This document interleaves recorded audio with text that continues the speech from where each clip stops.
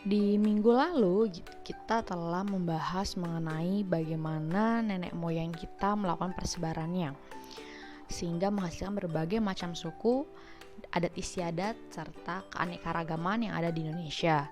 Nah, pada pertemuan minggu ini yang akan kita bahas adalah terkait jenis-jenis manusia purba, khususnya yang ada di Indonesia.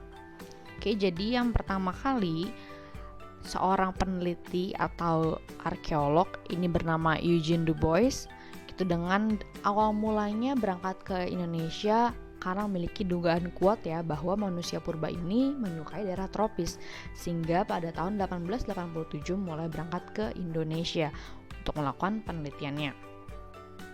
Nah, manusia purba di Indonesia sendiri ada 3 jenis. Yang pertama Meganthropus, yang kedua jenis Pithecanthropus, yang ketiga jenis Homo. Kita bahas dulu yang pertama, ada Meganthropus paleojavanicus. Nah, kalau ini ditemukannya oleh G.H.R. von Koningswald tahun 1936 sampai 1941 di Sangiran, Jawa Tengah. Dari namanya sudah terlihat ya bahwa artinya Meganthropus paleojavanicus adalah manusia raksasa tua yang berasal dari Jawa. Nah, lalu bagaimana ciri-cirinya? Ciri-ciri ini memiliki tulang pipi yang tebal, otot kunyah yang kuat, tonjolan kening mencolok, tonjolan belakang tajam, tidak memiliki dagu, perawakan tegap, memakan jenis tumbuhan, serta volume otaknya yang masih kecil. Oke.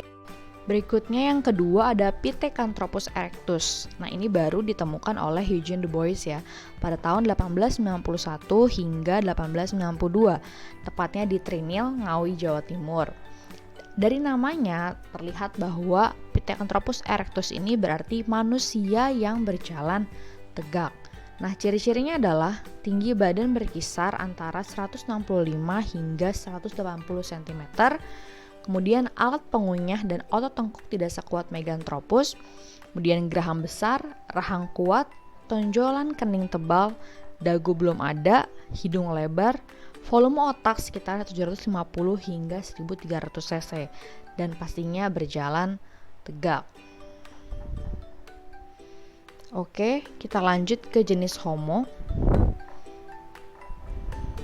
Nah, untuk Homo ini sebenarnya kita bisa menyebutnya sebagai Homo sapiens ya, atau manusia sempurna, sudah mulai menyerupai ciri fisik manusia modern. Gitu, sehingga kadang-kadang Homo sapiens juga diartikan dengan manusia bijak, karena sudah lebih maju dalam cara berpikir dan menyiasati tantangan alam. Oke, pastinya volume otaknya lebih besar ya dibanding jenis Meganthropus dan Pithecanthropus. Dari Homo sendiri terbagi lagi menjadi beberapa jenis tergantung di mana letak ditemukannya. Semisal ditemukan di Jawa gitu, sebutannya ada Homo wajakensis. Ada juga ditemukan di daerah Solo, itu ada Homo soloensis. Di Flores itu ada Homo floresiensis. Oke, kemudian untuk fosil tengkorak manusia wajak sendiri atau Homo wajakensis pertama kali ditemukan oleh B.D. van Richoten di Campur Darat Tulungagung, Jawa Timur pada tahun 1889. Nah, berikut adalah ciri-cirinya. Volume otaknya 1000 hingga 1200 cc, tinggi badan sekitar 130 hingga 210 cm, kemudian otot tengkuk mengalami penyusutan, muka tidak menonjol ke depan, dan yang terakhir berdiri tegak serta berjalan sudah lebih sempurna. Terlihat ya bahwa sudah menyerupai manusia modern. Oke, segitu aja.